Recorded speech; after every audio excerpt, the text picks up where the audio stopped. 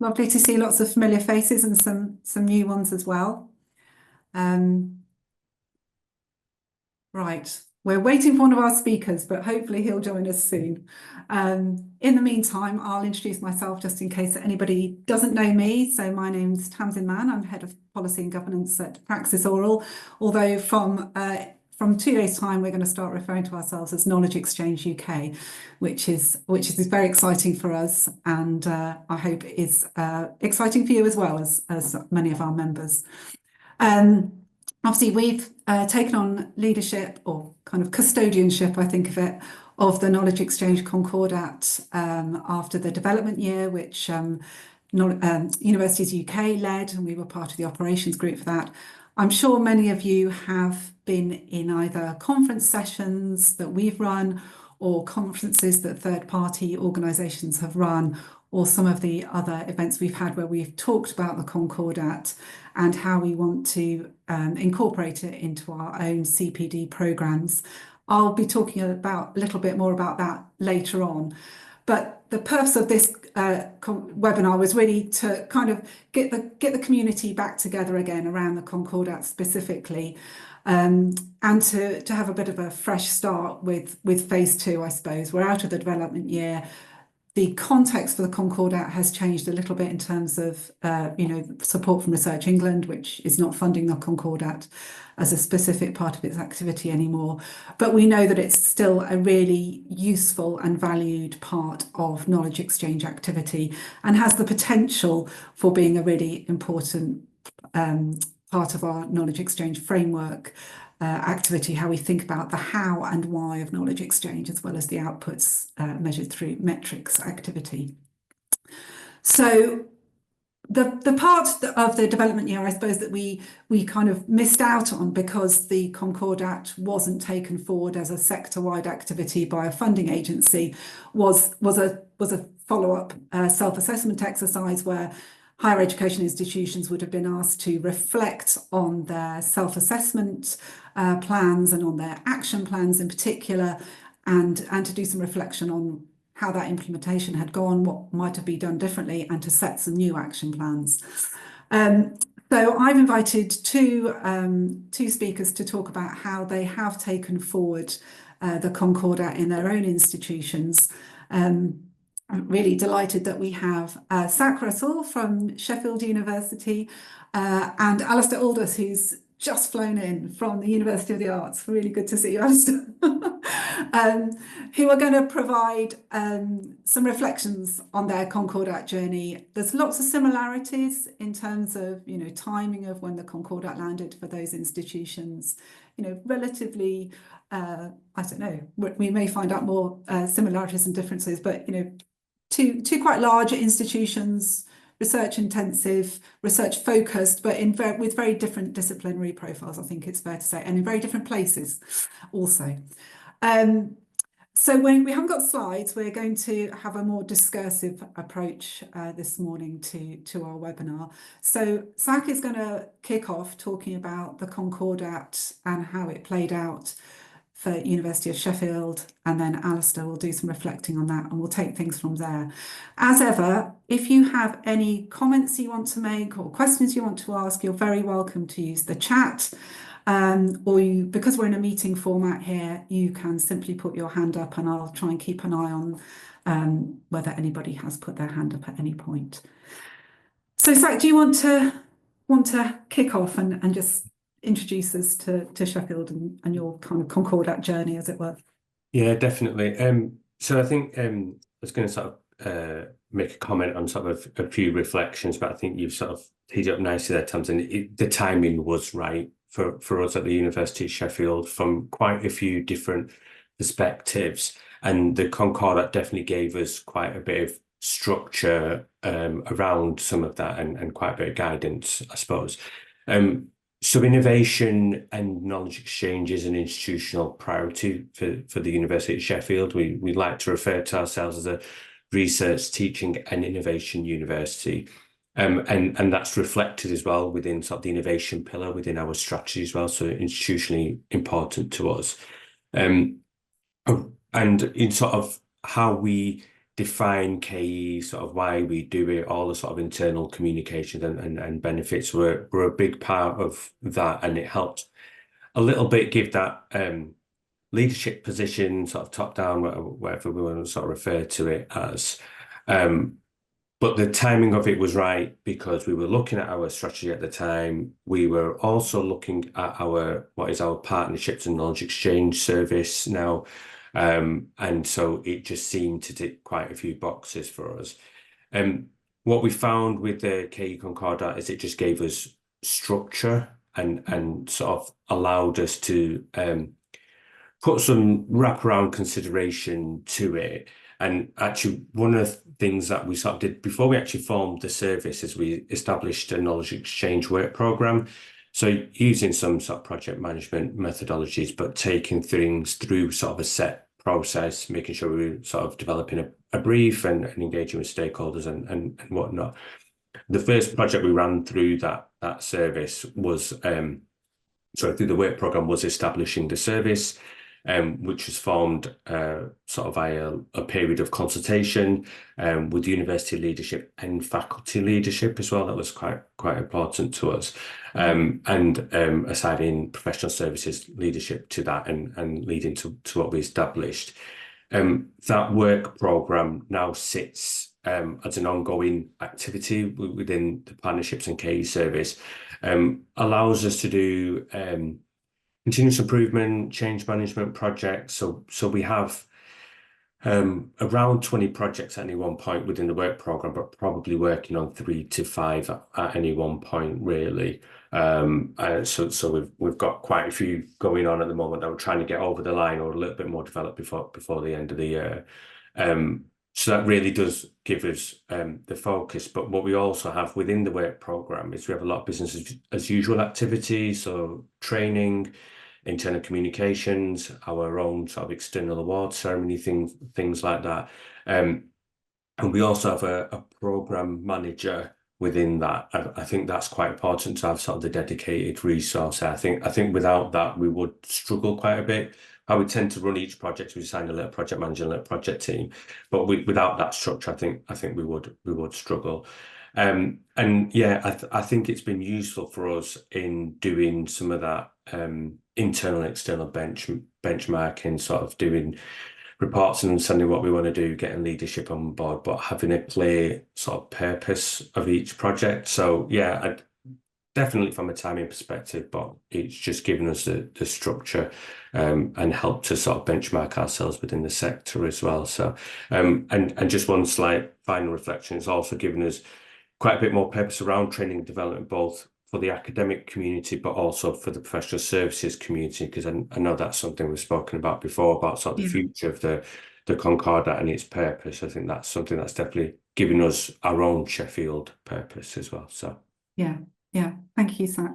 And I think Alisdair, you felt that the Concordat came at the right time for University of the Arts as well.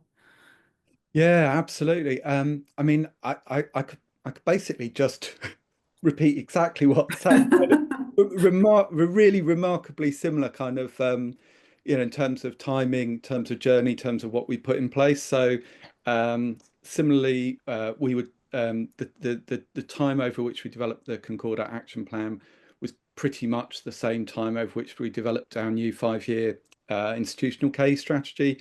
So we were able to put the two things really in dialogue with each other as we developed them, and doing them at the same time enabled us to open up a real sort of institution-wide conversation across academic, professional services, technical staff about sort of not just what we do, but why we do it, who we do it for, what we're really trying to achieve. And so that sort of those two sort of spaces that we opened up around what we're trying to do, and then how do we want to do that, and the fact that I think similar it sounds to Zach, we had a very clear ambition from the start that we weren't going to treat the Concordat action planning as a sort of external reporting process, but really as a lever for quite sort of long-term change. And the action plan really was about sort of laying the foundation to move into a sort of cycle of kind of collaborative continuous improvement.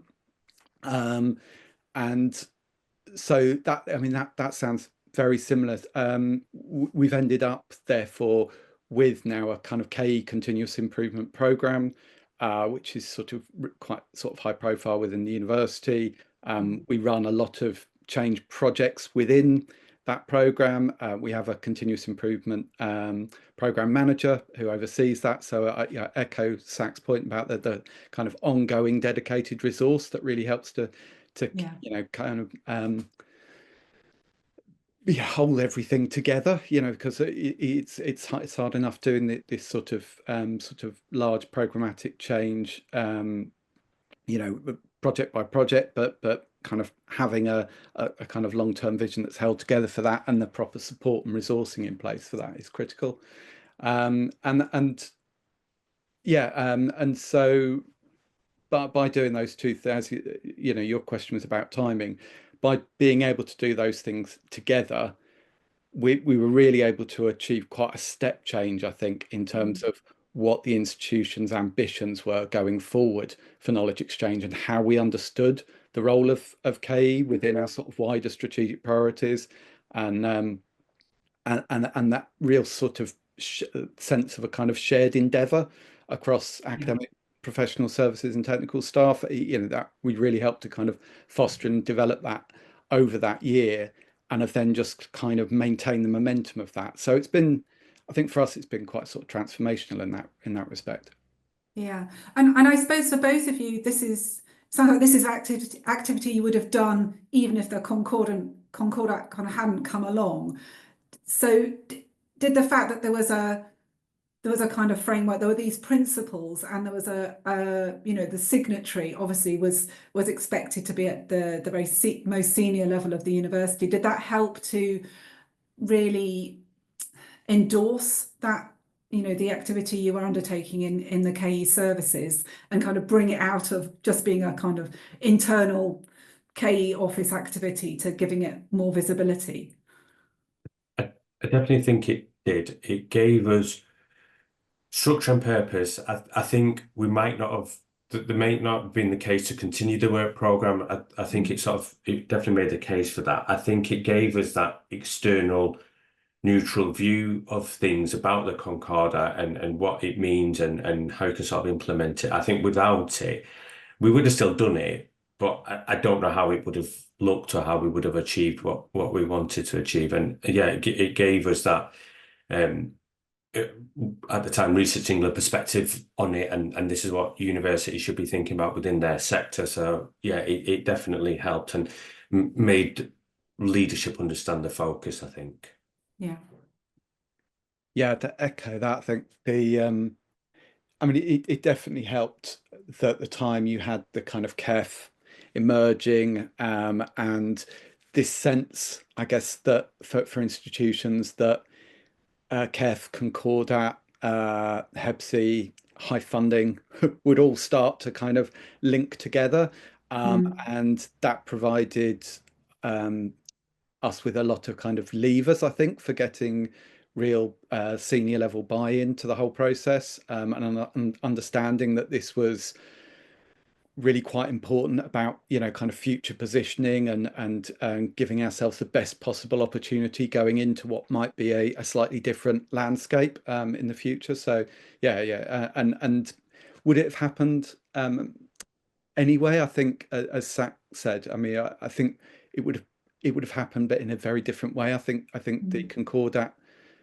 itself and the guidance was really well designed, very well considered. It was very clear that it came from the sector, with a lot of people who've experience of working in the sector, understood what this work is about, but also understood how to kind of challenge the sector, to raise the bar in certain areas. And so I think it was a really helpful kind of toolkit to kind of structure and inform those sort of processes that we undertook in it. And it sounds as though very similar ones were undertaken at Sheffield. Yeah, I mean, that was one of the purposes, wasn't it, to kind of embolden and make universities more ambitious in their context. That was very important, the context point as well.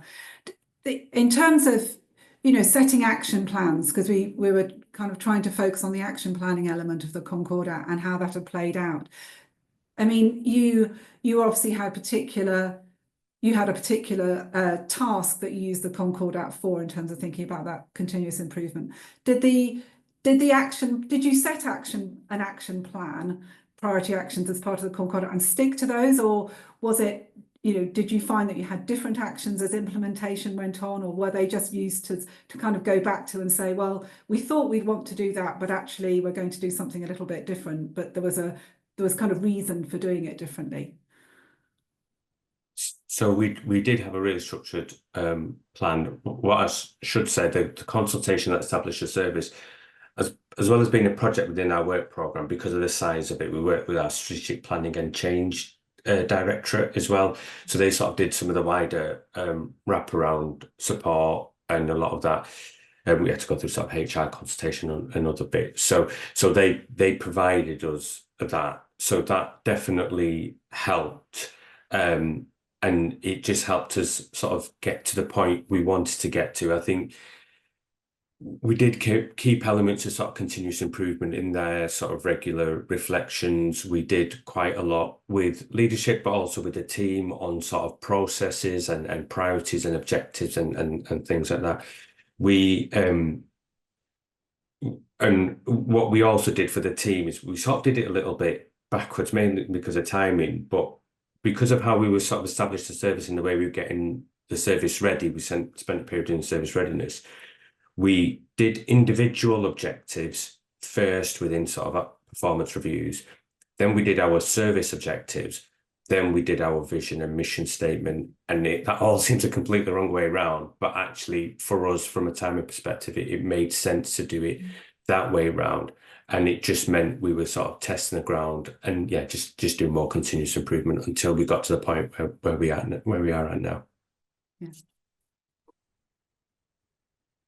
Yeah, it's good. It's a good question. So I recently sort of went back and we sort of refreshed the continuous improvement program each year, and as part of that process, kind of reflect on the action plan that we submitted several years ago now, and we have absolutely sort of maintained those priority actions, and some of them we've completed, some of them we've rephased. Most of the gaps that we'd identified in that action planning process as well have formed specific sort of programs of work that we've done over the last few years. So we've definitely stuck to the plan, but we've added to it and we've rephased it as things have gone on, because working in large complex organizations like universities, there are a sort of wider set of dependencies and contingencies that mean that something that you had planned to do next year, suddenly you can see, well, with that happening over there, we're probably best waiting until that bit's done and then we'll come in and do it. So there's been a bit of rephasing, but we've definitely stuck to the plan. And similar to the sort of process Sat was describing, the way in which we arrived at that plan was really by quite a structured, sort of almost kind of co-design type process. We worked closely with some of our academic leaders who done a lot of kind of process development and sort of co-design processes. So we brought people together, looked at what people would want to see improved, used a lot of kind of prompts that we kind of drew from the Concordat, as well as our own sense of what might need to change, and then kind of clustered all the different things that came out of those kind of with those workshops, and that helped us to identify the things that there was consensus around that we wanted to change, and then a level of sort of prioritization amongst those. And that was really what largely informed our sort of planning process. And then we've just sort of reiterated that on an ongoing basis really since then. Yeah, Yeah, no, it's interesting. I think it's useful to think of the Concordat in that way as a kind of anchor or a kind of reference point that you can go back to, isn't it? Did the principles resonate with your audiences internally? I mean, they're quite broad, the principles. We were talking about this before you know, in kind of preparation for the webinar and saying, you know, are they still the right principles? You know, the context has changed a little bit, but they are quite broad as principles. So I guess, you know, whether it's the HR department or the you know, a faculty, they can take what they want from each of the principles. I think it gave us our driver or our stick, depending on which way you want to sort of but it gave a common sense of purpose. I think the thing, I guess the question sort of might be, you know, about what is the future of the Concordat and where does it go from here? And I know we've spoken about this before, Tamsin, but about, you know, things like, is there special interest groups? Is there sort of more general sort of training development, which is obviously a big part of what PraxisAuril does anyway on Knowledge Exchange UK. So I think that might be the sort of question of, it's sort of done what it's done and done it very well over the last couple of years, but actually what is version 2? What is it going to do and deliver? So yeah. And I think that's right. And I think it's, does it become a professional services tool, which is very useful and important to us as a professional organisation. But, you know, the profile of the Concordat and the fact that it did have that leadership signatory, I think we would all agree, really helped to raise the profile of KE at a time when, well, scrutiny hasn't let up, but there was, you know, because of the KEF metrics that were being developed and the narrative we had from government at the time, it gave us a robust way of saying this is how we do knowledge exchange, distinct from the metrics that we see coming out of knowledge exchange, and these are the principles that inform it. And I know there were some principles that institutions found easier to speak to than others, but it does provide that common framework, doesn't it? Would you use the Concordat again, I suppose, is the key question. Or has it played its part? Shall I pick that one up? Yeah. So yes, I think we'd definitely refer back to it as, you know, as a I think a very helpful kind of reflective tool, and to probably kind of, you know, if we're doing a really thorough refresh of the continuous improvement program, I think it would be really helpful in kind of calibrating that, you know, make sure that we've not gone off on too much of our own particular institutional trajectory and headed towards the things that, you know, either, you know, easier or more, you know, sort of directly resonant or relevant for us, but you know, again, that sort of role as a kind of anchor to kind of pull you back and, you know, think broadly again. I think it could be really helpful for that. I certainly think, you know, if I was to move into another institution in a leadership role, I can very much see myself sort of using that as a you know, as a kind of format and structure for kind of resetting, rethinking, refreshing, you know, what an institutional approach might be, particularly if KE hadn't moved up the agenda to the extent that might be beneficial within an institution.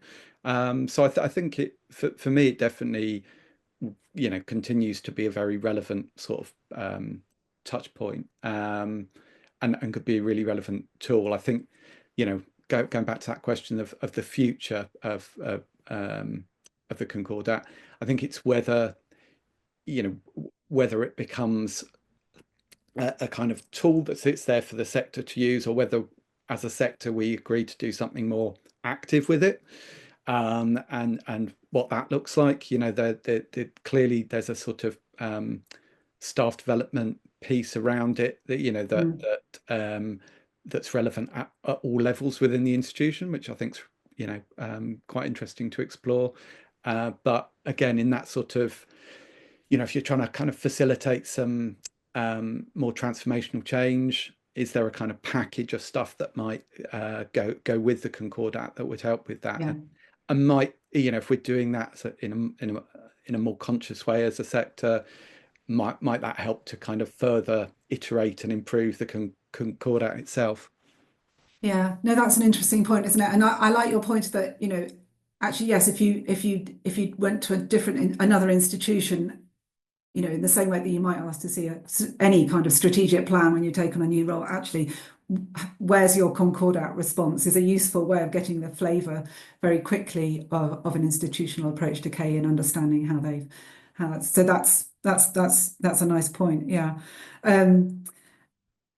I can see a couple of comments in the chat, which I'm trying to read and pick up on at the same time. I might actually ask people just to come and chip in, since we're in a meeting format and you can hear your voices. But I think it's the power of the Concordat lies in providing a common language, because we do kind of recognise that knowledge exchange is not it's not a universally recognised term, although obviously our new brand is helping to consolidate the term knowledge exchange. That's part of the purpose in itself. But as a sector, we can help ourselves by using these templates and things that we've developed in partnership with funders or with other bodies, but kind of bottom-up initiatives as well. And I think the strength through that consolidation and using these common templates, isn't there? And so that it's not just one institution that's using this template. It's across the sector, and actually it becomes that consolidation of use becomes the power of the Concordat, and then hopefully it still is recognised as an important tool by funders and other bodies, even if they're not directly funding, although you could say they're indirectly funding it because of HIFE and other funding channels. I know, Amanda, you've put in the chat that without that national recognition tied to funding, it could lose credibility. But I think part of our job as Knowledge Exchange UK is to maintain that credibility, actually. And one of the challenges is how we do that. And I think a large part of it is really building it into our own CPD, building it around the emerging skills framework for knowledge exchange into future accreditation programs, and really making it part and parcel, and one informs the other. What's that from Amanda? Oh, Amanda coming. No, okay. Well, I just say I completely agree with Amanda's point that from a if you're sort of trying to develop KE in an institution where there isn't sort of real senior level buy-in to the agenda, there not being a kind of tie can make it much harder to get the to have the kind of levers that you need. Mm. And I think that's a reality of this sort of situation in the sector. However, I think it's fundamentally a problem with the sector. We're not with the Concordat. You see the same thing around sort of HEBSI, where you kind of have institutions chasing sort of HEBSI metrics rather than looking at why do we do KE, and how does income act as an enabler to do the things that we want to do. If you've really tapped into kind of what motivates your staff, where their expertise is, how that's relevant to an external market, really the income takes care of itself, because it's just what enables you to do the work. And if you're locating your expertise in the right way in the outside world, that just should just be happening. So I think there's something similar there, where we need to understand why we do these things for ourselves as institutions, and the Concordat is it fits really well into that space. It offers us a useful challenge to ourselves and a useful structure for ourselves to consider how we do knowledge exchange better. And we should just want to do that. Yeah, absolutely. You got any further thoughts on that, Zach, and whether you'd use the Concordat again, or whether you think it did its job at the time? And Yeah, I would definitely use it again. I guess similar to what Alisdair said, if I went to a different institute at a different time, depending on what they need, I definitely would use a structure of it and try to sort of put some sort of wraparound program management support to it. I do feel like it has still got a place and will continue to have a place for us at Sheffield, and we definitely sort of think about it. Like I mentioned, we have the work program, which gives us a bit of structure, a bit of continuous improvement, which does help. And we've started to put in some business as usual activity under that work program, just so we're constantly doing that. And some of that links to more of the sort of the cultural development around KE. So I mentioned the award ceremony and training and things like that. So I definitely think we will continue to do that. I think there's maybe something we just need to think about as a sector, because I feel like when any one of us in any institute is commencing a project related to, I don't know, consultancy or international engagement or working with sort of large partners, whatever it might be, we're all quite open, and you'd reach out to someone you don't know at another university, you have a great chat and share experiences and sort of reciprocate that. So we're all active in it, we all do it, and we're all open about it. I think using the Concordat to give some more structure to that, and I know sort of Knowledge Exchange UK does that a lot with some of the forums and the special interest groups and things, but it's having that as our driver again, I think. Yeah. And I think, we also discussed that, the many other Concordats in the sector, I think, they have, they will have different, obviously different focuses, different communities that use those Concordats. But I think I see one of our roles as putting the Knowledge Exchange Concordat on a par with other sector Concordats, but also thinking about how they are supported by those other Concordats. I mean, research integrity really springs to mind, and actually Knowledge Exchange should be part of that research integrity and vice versa. So rather than creating, distinct activities around knowledge exchange, I do think there's quite a lot of power in using a Concordat for bringing together professional services as well as engaging with academic services, and seeing where we can do more pulling together, because resources being tight and stretched, feeling that we're all pushing in the same direction is important, I think. We've had a couple of comments in the chat. Does anybody want to come on camera and reflect on their own use of action planning through the Concordat, or if anybody hasn't done the Concordat yet and is on the call and wants to comment on whether they feel like it would be a useful exercise for them, what their approach is? Anybody going to be brave? I can see Gordon with his camera on. Thank you, Gordon. Everybody else is eating their lunch, I think. That's fine. Okay, I was going to talk a little bit. Some of you may have heard me talk a little bit about how Knowledge Exchange UK is approaching the Concordat as part of our kind of business as usual. So I'll talk a little bit about that. But thank you, Sak and Alisdair, for talking us through how you use the Concordat and reflections on where it took you, and it's really good to kind of get that reflection with a little bit more perspective since the development year. Right, I'm going to attempt to show my screen, which may or may not work. Bear with me a second. Hi, Amanda. Thank you for. Right.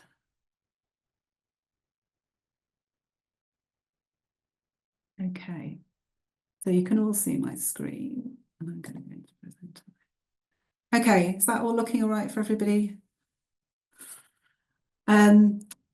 So yeah, I just thought it was important to continue kind of reflecting on our Concordat journey and thinking about what next, because the context has changed. We're not funded by Research England. The UK isn't leading the implementation, although Greg Wade is here and very much championing the Concordat on an ongoing basis. But I think in terms of our perception and purpose and value of the Concordat is something that we need to think about. And actually, as a professional body, we need to really not take our eye off the ball and continue to talk about the Concordat and promote its use.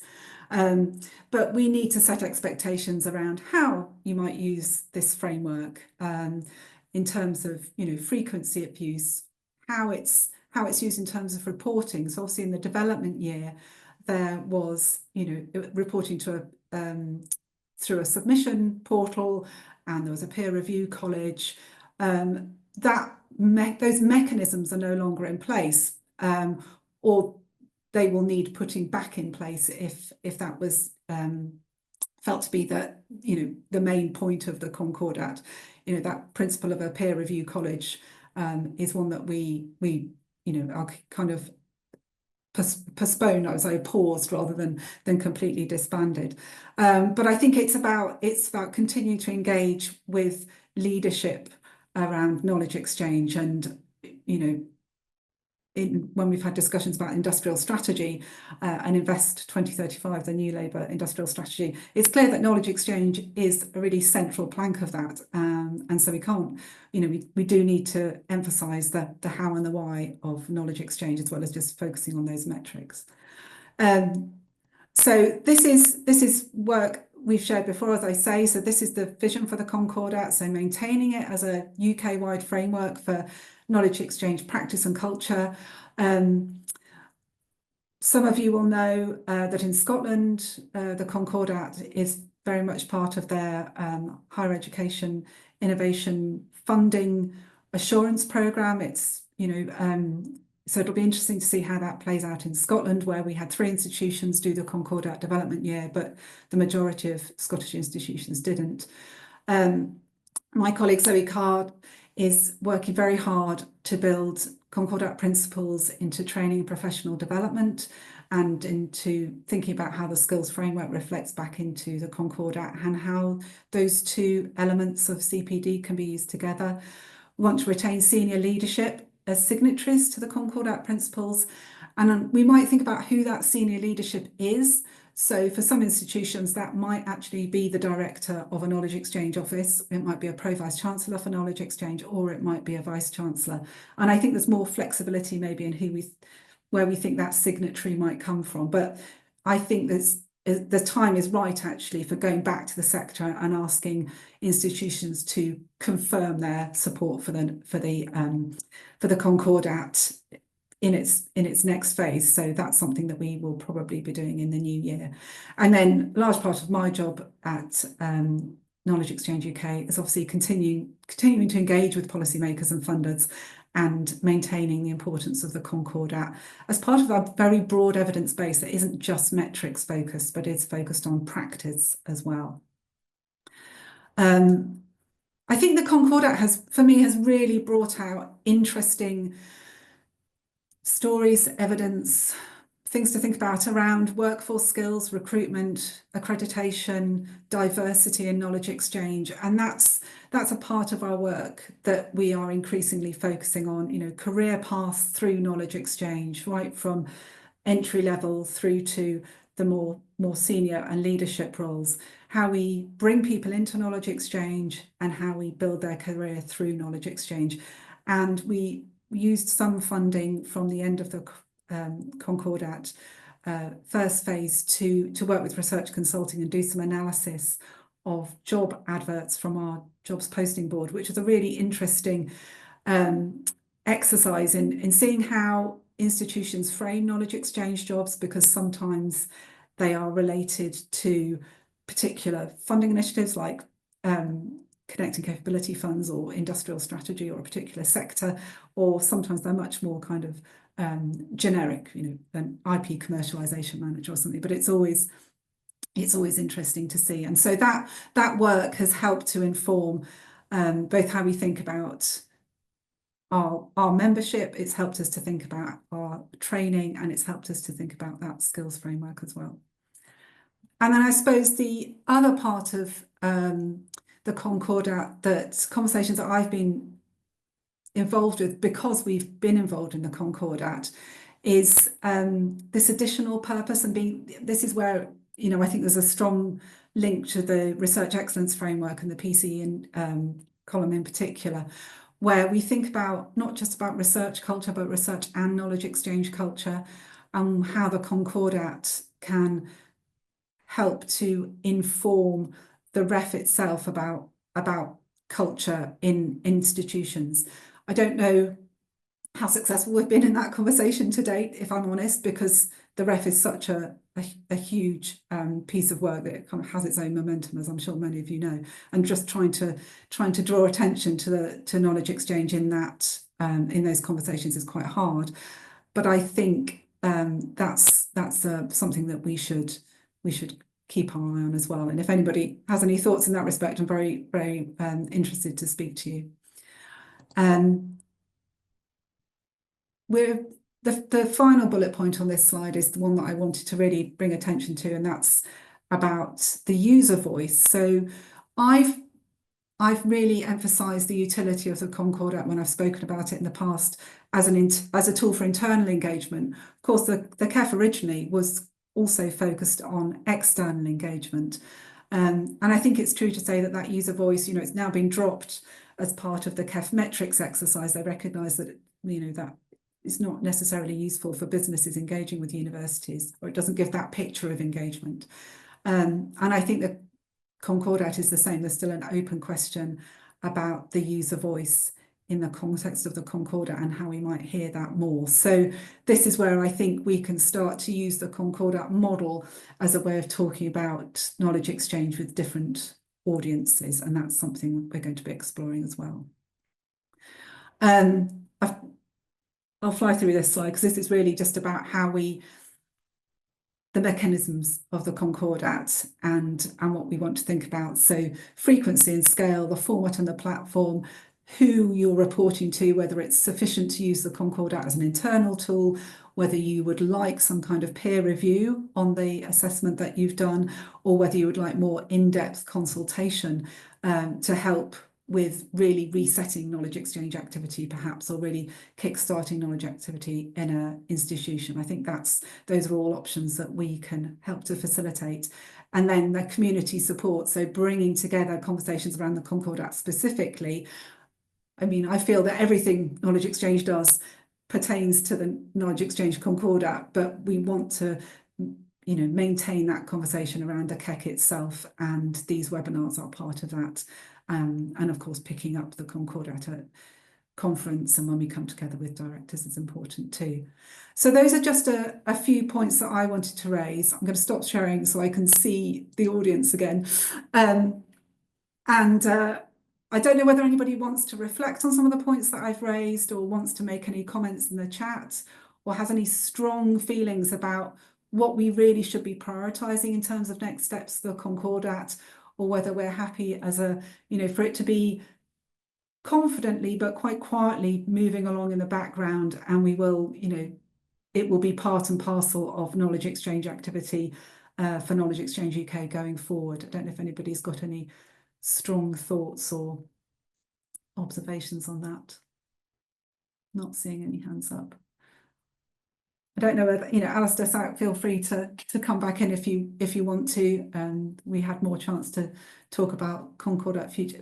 Did you find the peer review feedback useful in the original exercise? Is it something you think is important and valuable, or do you think it's enough as I mean, Alisdair, you talked about the importance of maybe having external organisations being a critical friend, I suppose, so you do make sure you're not just going off on a path that is very internally focused.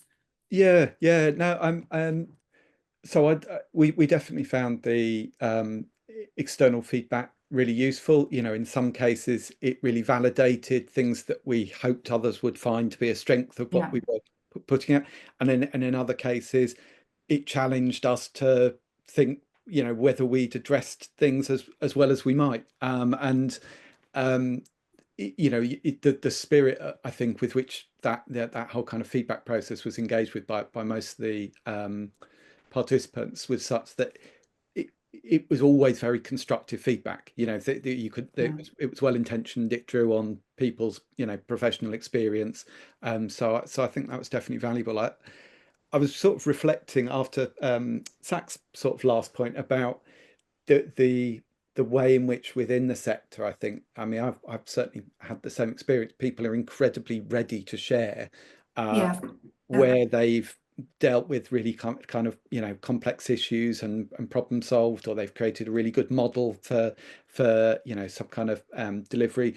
There's a real willingness to share, and I think that thinking about the future of the Concordat, particularly with KE UK, as opposed to you know, kind of, I think the perception that was sort of, although it was with UK, it was driven by Research England. I think with that kind of taken away, I think if we see this as something that, like KE UK, is a kind of, you know, it's run by the sector for the sector. Yeah.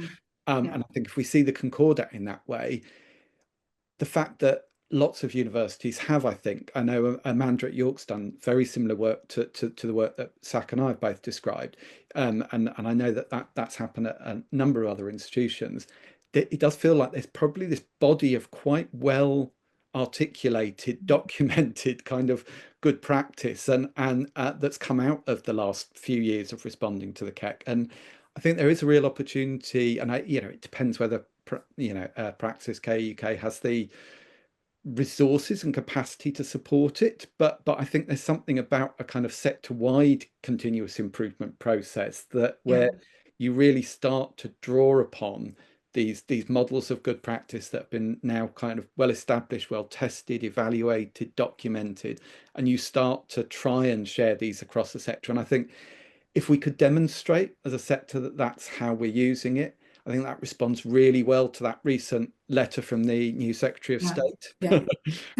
You know, I think we're all like facing into now some probably quite reasonably radical expectations about what sector reform for universities looks like. And I think we need to be on the front foot with that, particularly you know, in the kind of research and KE space, the impact on the sort of university business model of the, you know, the fee cap staying relatively low, costs going up faster, you know, it means that realistically there is probably less resource to cross-subsidize research and KE going forward in most institutions. We've got to find ways to do what we do more efficiently whilst growing income. You know, how do we do that? Well, you know, through collaboration, through shared services, you know, that and that's you know, I think it's not difficult to guess that that's going to be the gist of what we're all looking at in terms of a much more fleshed out statement in the summer about what HE reform looks like. So, you know, with all this work that we've done and with the kind of momentum that we've got, I think we should really sort of embrace that and keep pushing on that, because I think it's going to, again, it's going to be in our own interests. You know, we shouldn't wait to be told that this is what we need to do, or that this is what is expected. It's clearly in our own interests. Yeah, no, I think you're absolutely right. I think yes, as a sector, we need to be putting forward solutions, not waiting to be told what those solutions might be. And I suppose the recent shared TTO projects also fall into this space, and they will have some interesting, I mean, I know they're very short, sharp projects, but they will really have some very interesting insights, I think, into how we might share services or approach knowledge exchange in the future. But I think, yeah, you know, the Concordat then plays a role in those contexts, because it's the kind of the common piece, isn't it? It's the shared framework, I suppose, that can unite institutions. And actually that will be an interesting conversation for a future webinar, actually, those shared TTOs and the how and the why of knowledge exchange, not just the projects they put forward. So yeah, having a few responses in the chat, which is nice to see. Thank you for that. So good for the priority on the community support piece and sharing of good practice. Absolutely, and I think that, you know, that's a kind of founding principle of Praxis itself, the many iterations it's gone through, and will continue to be a founding principle for Knowledge Exchange UK. And I'm always incredibly impressed how willing people are to not only share good practice and advice and experience, but to ask questions in the first place. And I think the fact that people do feel able to ask questions of their professional peer group shows that it is a really trusted and useful group of people. So that's always fantastic to see. agree with Kevin that we're a broad church in terms of scale and size.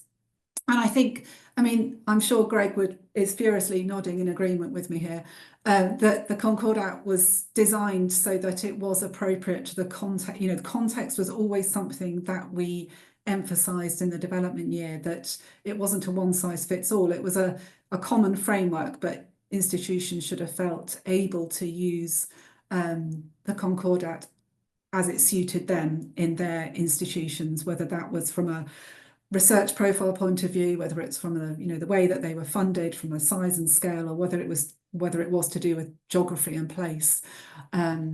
It was designed so that it would have that flexibility. So completely agree with that. And we, because we're not tied to funding from Research England or anywhere else, we actually have a lot of flexibility. We can set our own agenda for the KE Concordat going forward. So we should see that as a strength as well.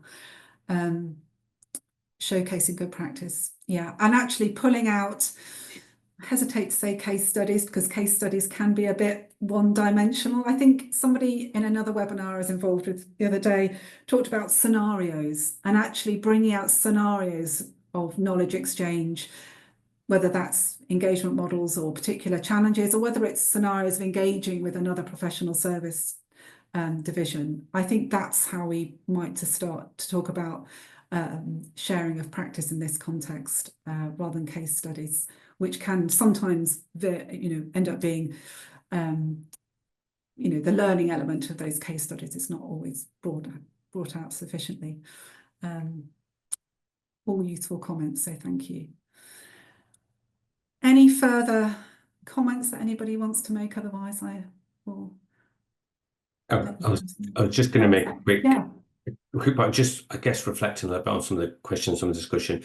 I think there is maybe a couple of things worth exploring and considering for the future. I think that peer review thing is probably quite important, but maybe more on a continuous basis. I think we had some of that at the start, and we've done that thing where we've reached out to our peers when we're sort of developing a new policy or process, but I think having more of an ongoing peer involvement during that might be quite useful, but I appreciate that there's a time commitment there.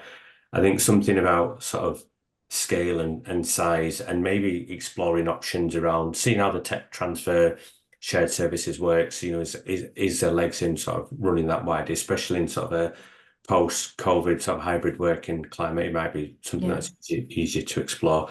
And the other thing just around training and development, as sort of senior leaders within the sector, actually what are we doing to ensure we have people coming into the sector and developing people within the sector? So I don't know if there's something about sort of mentoring or something like that, or shadowing or whatever it might be. I think there's options to sort of explore that, but appreciate that's all expecting quite a bit of time commitment from others and others being active. So yeah.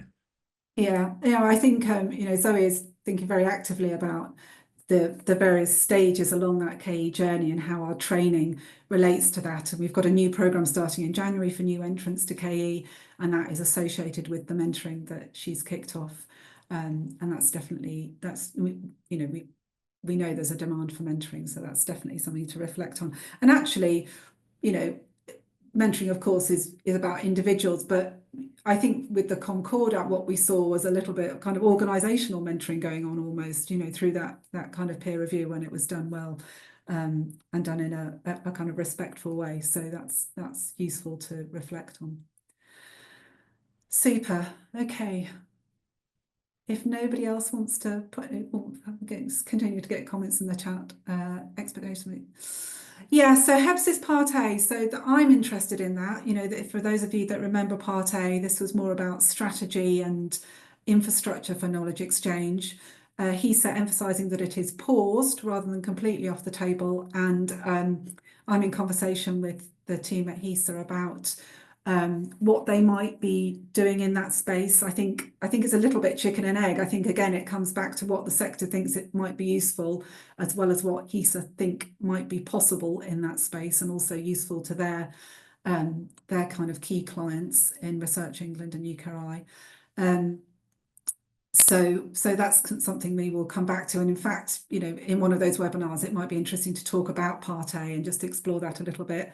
I'm aware that Part A in itself, you know, just bringing it back would be a burden on the sector, and it was paused because it was not really fit for purpose. But maybe there are other ways that we can introduce that element of capturing structure and kind of people in knowledge exchange in a different way. So we'll continue that conversation. Right, any more for any more? No, lovely. Okay, the recording of this webinar will be available on the website. Our new website will be launched before Christmas. That's the only deadline I'm going to give, before Christmas. And there will be dedicated Concordat pages as part of that. You can find the Concordat pages on the website at the moment. If you look in the top menu, there's a drop down and you'll find KE Concordat there, and we'll make sure that this presentation is up there so you can share it with colleagues if you would like to. Thank you all for coming. Thank you for your comments. Thank you again, Alisdair and Zach. It's really useful and interesting conversation, and we will see you at the next one.